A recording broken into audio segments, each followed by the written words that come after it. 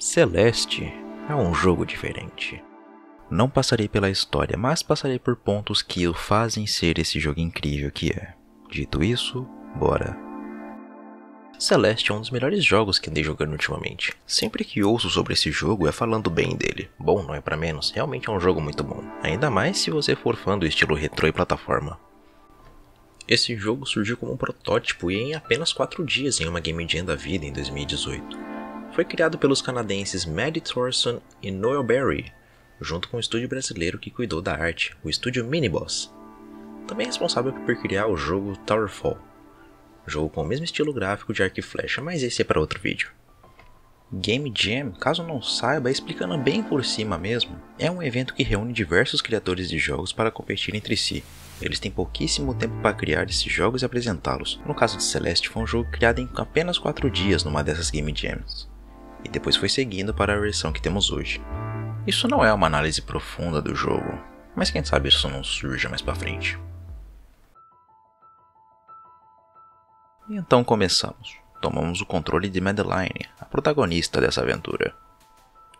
Mas ela é mais do que um punhado de pixels na tela. Sim, essa é Madeline. E o jogo já nos apresenta a sua jogabilidade, que é simples, porém fluida e bem responsiva. Podemos andar, pular, agarrar e escalar paredes e o mais importante desse jogo, o dash, que pode ser usado tanto no chão quanto no ar para 8 direções diferentes. E tem uma mecânica bem interessante quanto a ele. Quando a Madeline usa, seu cabelo que é ruivo passa a ficar azul, funcionando como uma espécie de carga, e que só volta ao ruivo quando toca o chão. Paredes não contam. Então quando seu cabelo ficar azul, use paredes ao seu favor para chegar no chão. Caso contrário, e claro, morrer. Sim, você vai morrer bastante nesse jogo, acredite, já vai se preparando. Além dos próprios movimentos de Madeline, temos outros elementos nas fases que complementam a gameplay. Molas para pular mais alto, entre outras coisas que abordarei mais pra frente nas fases. Apesar de sua jogabilidade simples, ele tem uma dificuldade semelhante a Super Meat Boy. Não tão difícil quanto, mas tem seu desafio. Ainda mais se você quiser pegar todos os morangos no caminho. Praticamente todas as salas têm eles. E alguns deles ficam mesmo na sua vista, mas que não podem ser alcançados de modo simples, o que faz você ficar pensando como pegar. E mesmo depois de pegar, você terá que pensar em como voltar, porque eles só são coletados quando a Madeline volta ao chão ou passa de sala. Isso é uma coisa que eu acho bem legal, o jogo coloca algo para você coletar bem na sua cara, mas que não é simples de pegar, ainda mais com seu level design bem construído. Uma fase ou outra você vai ficar pensando o que tem que fazer, mas é bem possível de passar de todas elas. Já aviso que para evitar possíveis frustrações, use o D-pad ou o teclado para jogar. Cansei de contar quantas vezes eu dei dash errado porque estava usando analógico, mas no geral é puro costume e gosto. Saindo da jogabilidade, vamos para os gráficos. E cara, eu sou muito suspeito para falar de jogos assim. Eu simplesmente amo pixel art. E jogos tanto em 8 quanto 16 bit, ainda mais sendo um jogo rico em detalhes como o Celeste, meu, nada a reclamar, de verdade. É um visual muito agradável aos olhos, cores muito bem escolhidas, ainda mais na fase do teleférico. Por mais que eu tenha zoado no começo com a Madeline por ser um punhado de poucos pixels, eles são mais que o suficiente para mostrar a personagem, sem muita firula, mas com charme, e isso se aplica a todo o restante do jogo. Fases, personagens e efeitos. Prefiro muito mais algo pixelado, mas com carisma, do que algo ultra realista, que nada mais é do que um objeto sem vida, sem emoção, opaco, enfim, deu pra entender. Indo um pouco para os efeitos do jogo, por mais que ele seja um jogo numa vibe retrô, ele se utiliza de efeitos modernos que se encaixam muito bem. Nada de 3D profundo, como por exemplo na tela de seleção de fases. É algo bem minimalista que não usa muitos polígonos para fazer algo agradável aos olhos. E o jogo se aproveita de coisas simples que ainda assim são bem bacanas de ver. O próprio dash, quando usado, tem um efeito de shockwave que dá uma sensação de impulso muito boa, e também de impacto, pois é o mesmo efeito usado quando vai pro espinho. Os efeitos de glitch na sala do espelho, algo bem sutil, mas muito bem-vindo. O jeito fluido que praticamente todos os elementos têm. Com uma ênfase no vento, ele é muito fluido, assim como o cabelo de Madeline. Quando ela se move e usa dash e tudo mais, o cabelo dela reage seguindo. Coisas simples que não tinham nesses jogos desse estilo, mas que os deixam muito bonitos. Certo, deixando a parte gráfica de lado, vamos para o áudio do jogo. E cara, a começar pela tela que aparece assim que abre o jogo.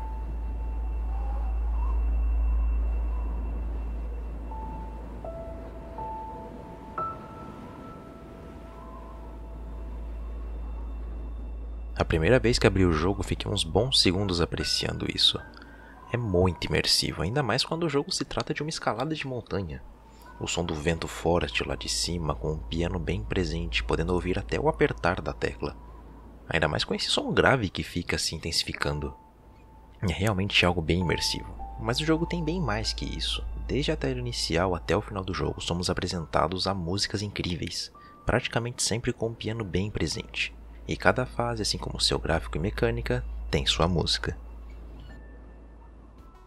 Na primeira fase já temos uma que é um bom exemplo, que por algum motivo dá o ar de primeira aventura, de exploração ou algo novo. Não sei exatamente explicar isso.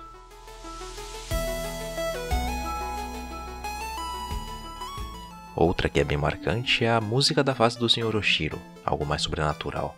Não que a montanha em si já não seja, mas dando ênfase nisso.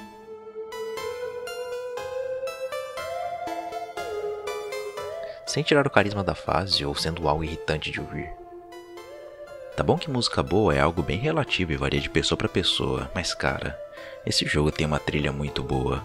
Mesmo que não vá jogar ele, vai no YouTube da vida e pesquisa Celeste OST para ficar ouvindo, não vai se arrepender.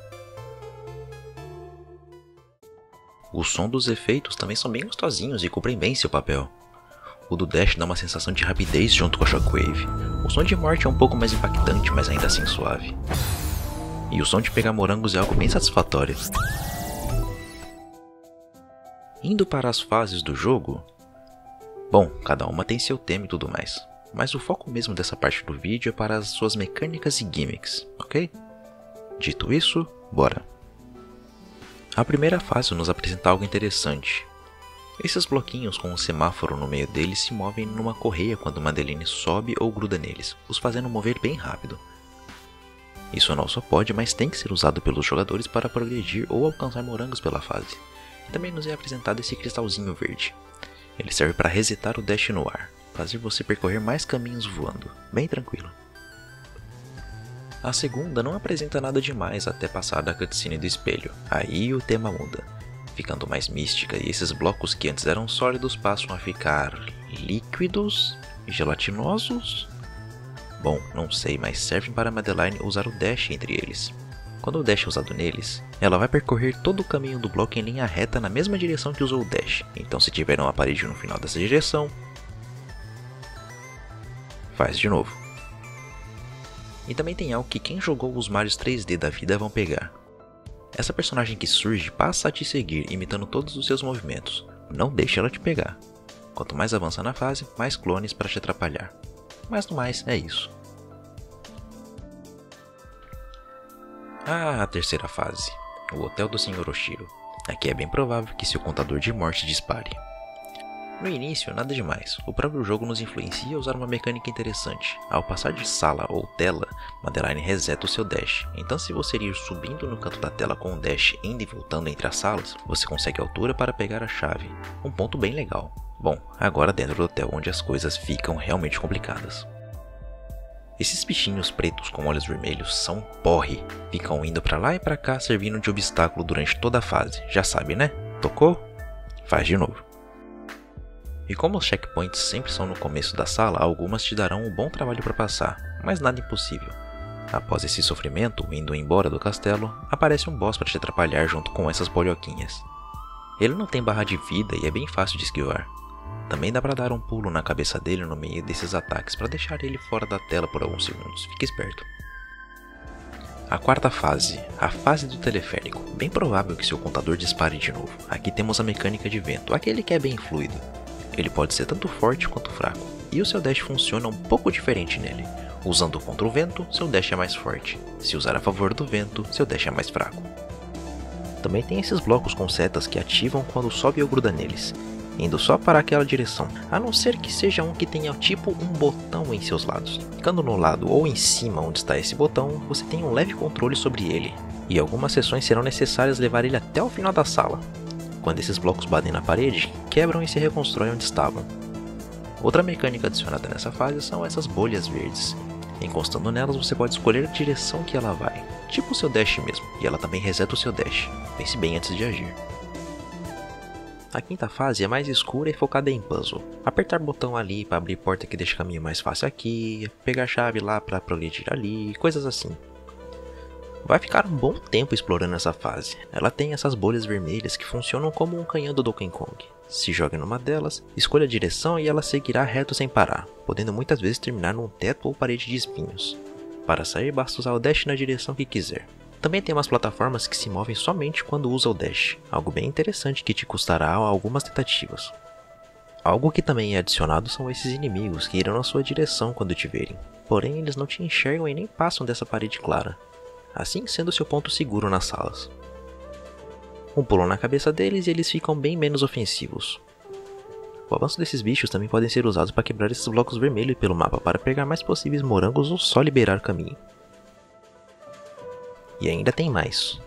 No final da fase você precisa levar seu amigo que acabou ficando preso nesse objeto. Você tem que carregar ele contigo até ao final, passando pelos obstáculos e inimigos. Não o deixe cair e muito boa sorte. A sexta fase é um pouco mais colorida que as outras, com pequenas seções embaixo d'água. Ela tem esses blocos com rostos de leões neles que ficam muito putos quando você dá um dash neles. Eles começam a se mover bem rápido na direção que for acertado, só parando na parede. E então voltam para onde estavam. Também é adicionada essa pena que quando pega transforma a Madeline nesse ponto dourado que pode voar para qualquer direção, mas tem tempo limite. E também não te deixa invencível. E por fim, mas nem um pouco menos importante, Madeline passa a ter o cabelo um pouco mais longo e rosa. Quando usa um dash, esse cabelo agora fica ruivo. Logo, você tem 2 dashes para usar antes de tocar o chão. Então se prepare para trechos mais desafiadores com esses 2 dashes. A sétima e última fase, pelo menos na história do objetivo de Madeline. Ainda com seus 2 dashes aéreos, é hora de escalar até o final dessa montanha. Cada parte dessa fase vai ser coisas que você já passou. Os blocos com semáforo, aqueles blocos gelatinosos, os bichos do hotel do Sr. Oshiro, o vento ainda mais desafiador com esses 2 dashes, os blocos que só se movem quando usa o dash e tudo mais. Mas chegando mais perto do fim, a fase pega o seu próprio tema e mecânica. Sempre com tons mais leves, uma progressão bem vertical e agora o vento de cima para baixo e de baixo para cima, dificultando ainda mais seu caminho. Algumas boas tentativas até o topo da montanha, ainda mais se quiser pegar os morangos no caminho. E enfim, ainda nessa fase, o topo da montanha. Você chegou até o final. Bom, objetivo concluído. Mas ainda tem mais coisas para se jogar que não falarei aqui nesse vídeo. Mas mesmo só com isso já dá um jogo e tanto. E tem um bom fator replay. Não só voltar nas fases para pegar o que deixou para trás, mas jogar ele do zero para otimizar sua rota e morrer menos. Isso tudo para quem só procura um jogo difícil de plataforma tá de ótimo tamanho. Bom, esse jogo é muito foda por trazer algo como superação. Não sendo algo como virar o melhor lutador, o mais rápido velocista, o melhor jogador ou algo do tipo. Ele faz isso, mas com algo um pouco mais sério, mas que pode abrir os olhos de muita gente. Ansiedade, depressão, conflitos internos. Que por algum motivo, se desafiando a fazer algo e provando que consegue ir até o final, pode ser algo esclarecedor e muito satisfatório para ela. Mesmo que para outras pessoas não façam tanto sentido. Se você passa por isso e se sente insuficiente, pequenas conquistas contam e muito, sabia? Passos pequenos, um de cada vez. Não faça tudo isso sozinho.